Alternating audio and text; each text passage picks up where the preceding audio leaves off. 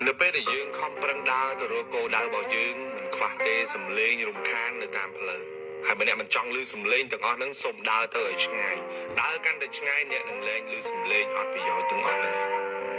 ពេលហ្នឹងនៅពេលដែលយើងខំប្រឹងធ្វើការគេបែរជាមកសួរយើងថាខំម្លេះហើយស្លាប់ទៅយកលុយបានទៅមែនហើយខំម្លេះបើស្លាប់ទៅវិញខ្លួនទៅទេវាជាការពិតស្លាប់ទៅយកអីអត់បានទៅទេ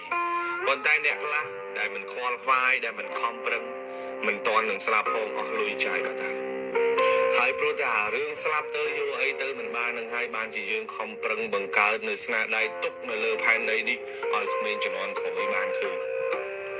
អាយុកាន់តែច្រើនហើយរៀនថ្លឹងថ្លែងសម្ដីណាវិជ្ជមានសម្ដីណាអវិជ្ជមានសម្ដីណាមកបង្អាក់ដំណើរបង្អាក់ក្តីសម័យរបស់យើងជីវិតយើងប្រៀបដូចជាឡានមួយគ្រឿងអញ្ចឹងហើយយើងដូចជាតកង់ម្នាក់គត់នៃជីវិតរបស់យើង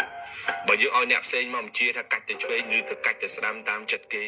នៅពេលដែលយើងជួបគ្រោះថ្នាក់គ្មានអ្នកណាមកឈឺចាប់ជំនួយយើងគ្មានអ្នកណាមកឈឺជំនួយយើងទេបើយើងកំពុងតែខំប្រឹងហើយយើងកំពុងតែរីករាយជាមួយវាហើយយើងស្រឡាញ់វាពេញបេះដូងហើយសូមបន្តធ្វើវាទៀតសូមកុំបោះទៅចាំថាពេលដែលយើងធ្វើគេមកបង្អាក់តែដល់ពេលដែលយើងធ្លាក់គេនឹងជន់ក